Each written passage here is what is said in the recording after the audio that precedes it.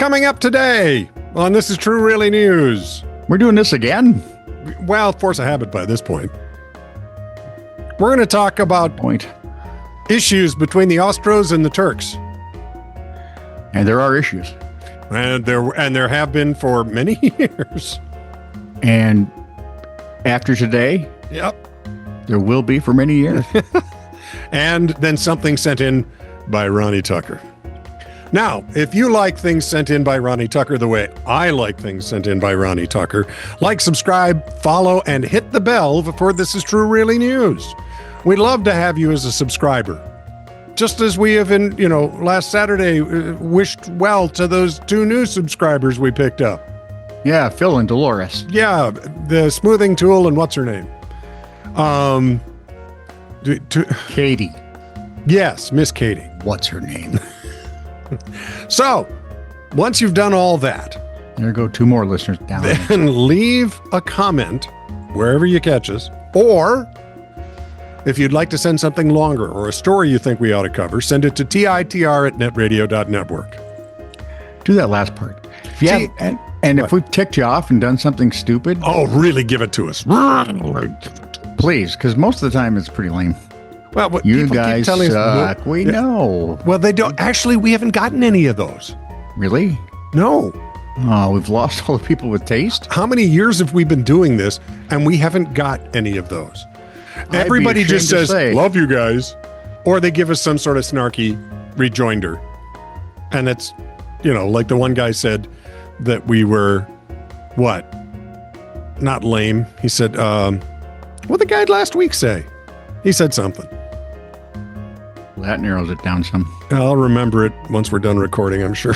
You will do the Nafisa Collier. Oh, man, I should have said. Yep. This is True Really News with Scott Combs and Tony Verkinnes. All the news you're about to hear is true. Really? As far as you know. All right. In Minneapolis, you may not know it, but our city is not quite as bad as New York or Los Angeles, but it wants to be. Oh, yeah, it's really trying. Hasn't been recently, they've had several rounds of cars just innocently parked out on streets. We're talking not busy thoroughfares, we're talking streets where they're parked because people live there. Yeah. And they go and smash out a bunch of windows. Oh. And swipe whatever is. You've seen those, right? Yeah, it's kind of stinky that they do that. Well, if you take the Wayback Machine to 2023, the mystery of who was slashing tires in the southern Italian city of Girardi was solved. Oh, that's good. They finally caught the perp. According to The Guardian, the wave of damaged tires began in July. Found Father Guido Sarducci, who didn't want to have to go into work. Ramped up again in October, forcing police to place undercover cops on patrol. Now, the first part that's interesting is this town is about 600 residents strong. 6 cops were stabbed pretending to be undercover tires. They had to go with the tires because if you went with windows, they'd be gone. Bang, bang. Yep. Finally, they mounted surveillance cameras, and in late I wonder if that's part of the hobby horse races. Ooh. Surveillance cameras? Well, see, if my wife grabbed a broom and was going to go practice, I would think she's leaving for something. Yeah, exactly. I'm leaving. Where are the keys to the broom? Finally, they mounted surveillance cameras in late November of 2023. They collared their suspect, Billy. Doggone it, Billy. Billy's a dog. Woof, woof, woof, woof, Billy. Yeah, the boy. He has gingivitis. Hey. Is he better now? Hurt, so he chewed on things. Car tires. According to the deputy mayor, Remo Sakara, we knew it couldn't be anyone from outside, as we were always aware of any suspicious movements, and this is a peaceful village. It's a positive thing that the perpetrator wasn't a person in the village. Still, Billy's owner will probably have to pony up for the damaged tires. That's going to be costly. Whenever he buys new tires, I wonder if he ever asks, can I get a pup cup? Which suggests he starts with I don't know, dental work for his dog, maybe? That would be good. That way you wouldn't have to pay for more tires after you paid for more tires. I know, it's a tiring story. Oh, now you're hurting my feelings. Not by much. From historyfacts.com, we're shooting back all the way to September 1788 in the TITR Wayback Machine. 1788 would be the 16th century? 18th century. Yeah. No, 16th. 18th. 19th. That'd be the 1800s. No, because the 20th century was the 1900s, so the 1700s are the 18th century. That's what I just said. Try to fool me. That's not really a hard game to play. As you might imagine, the Austro-Turkish Wars took place between what are now Austria and Turkey. So they were aptly named. How did it ever get to that when it used to be the Austro-Hungarian? I can't remember. They owned most of Central Europe, man. Yeah, but that was later, wasn't it? Because Austro-Hungary ticked off World War One. Yeah, and we're back mostly in Hungary. Germany just went for the ride. That's true. Now, this being between the 16th and 18th centuries, however, the official belligerents were the Habsburg monarchy and the Ottoman Empire. Got that straight in your little fuzzy brain? Yep. Never heard it out how footstools had an empire, though. Perhaps the most infamous skirmish of that conflict didn't involve both sides, however. It only involved one? It's been called history's worst friendly fire incident. And it took place in present-day Romania on the night of September 21st, 1788. Was it anywhere near Wallachia? I have no idea. Pennsylvania. As the Austrian army consisted not only of Austrians, but of soldiers from modern-day Germany, the Czech Republic, Poland, Serbia, Croatia. Communication New Jersey wasn't always smooth, especially if alcohol was involved. Well, that always helps communication. Such was the case on this fateful night, during which different groups of Austrian soldiers were on opposite sides of the Timish River. When fistfights and eventually gunfire broke out on one side of the river over a drunken dispute, the other troops believed their foes had arrived and began shouting, "Turks! Turks!" The inebriated soldiers... Caicos! Caicos! ran, like Marco Polo? ran toward their comrades to assist them, but were mistaken for Turks, leading to further miscommunication and friendly fire. So there was a battle fought between the same army. When the Turks did arrive 2 days later, they laughed? They took the town with little resistance. I would have guessed. And there's that quote from Napoleon: "Never interrupt your enemy when they are in the process of destroying themselves." No, just let them be. Bring up room for later.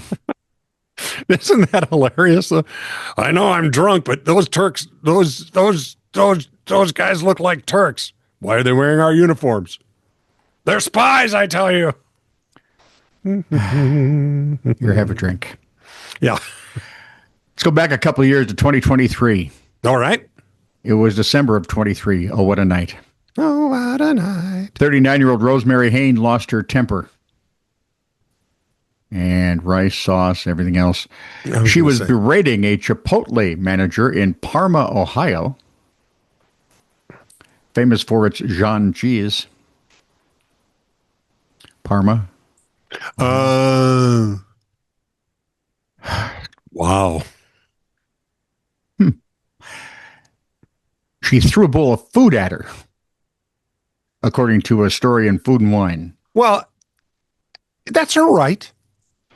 Hain tried to run out of the restaurant, but other diners captured her license plate number. They weren't touching her, but they'll, quick, we'll take her license plate number. That will teach her. That's right. We'll brandish it all over town. They took that captive license plate and gave it to the police, who arrested her in September. On November 28th. That had to be around Thanksgiving time. Judge Timothy Gilligan and the skipper, too, offered Hain one of two sentences for her not acceptable behavior.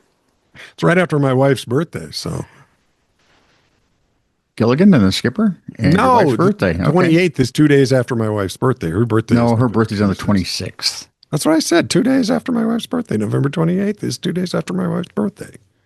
Or 58. I can't decide which. Did she have one in 2023? Yes, because if she didn't, the woman I'm living with is...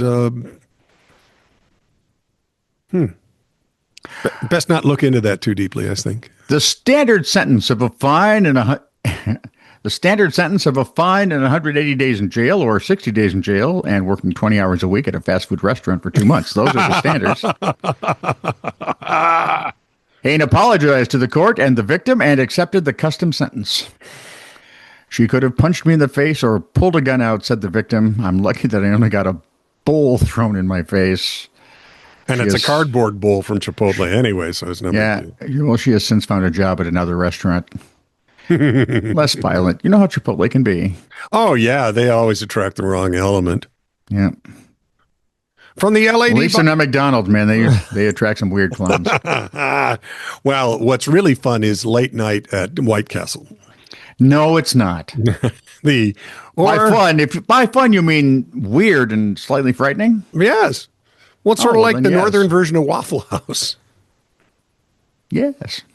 If you want to hire someone tough, you hire someone who's worked the late night at White Castle and or Waffle House, you're good to go. The LAD Bible via Ronnie Tucker. The LAD Bible? Yeah, I don't know. I don't know what it stands for. You can look it up if you like. A woman has apologized to hundreds of passengers after she thinks that her episode of biohazard diarrhea canceled their flight.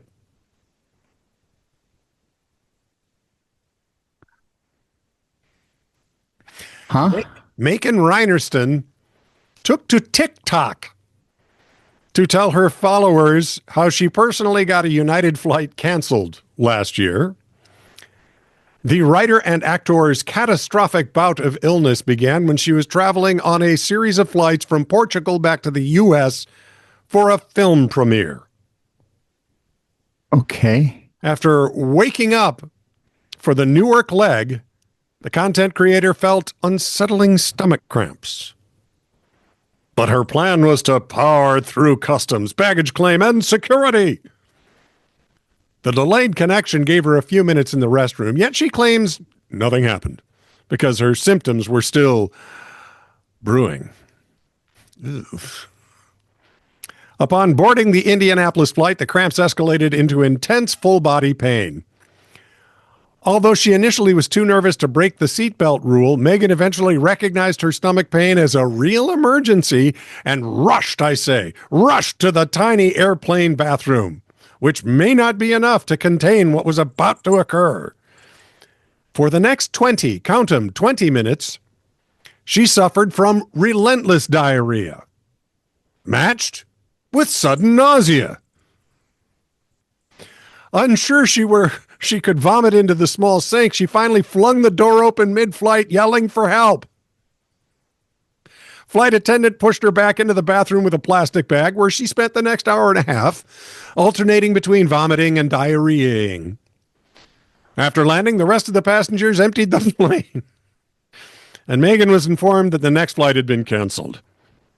In that moment, she didn't think it was because of her, but then soon came to the conclusion that it just might have been. I'm a biohazard. I'm patient zero, she said. They have to wheel me off this flight. I can't walk. They got to get me a wheelchair.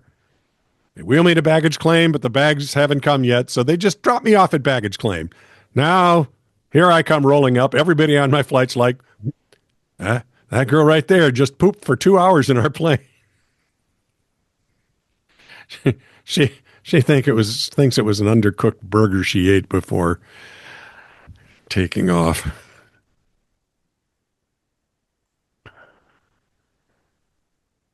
That's where you really hope they would put some poop-pourri inside the, bathroom. I'm not talking to you anymore. Well, you've been asking me why I haven't had poop stories, and now I have poop stories. Now you're upset? Ever again. Never. Who aren't you speaking to ever again? You. Me. You're a bad man. Oh, shut up. This is true, really news. Send email to TITR@netradio.network.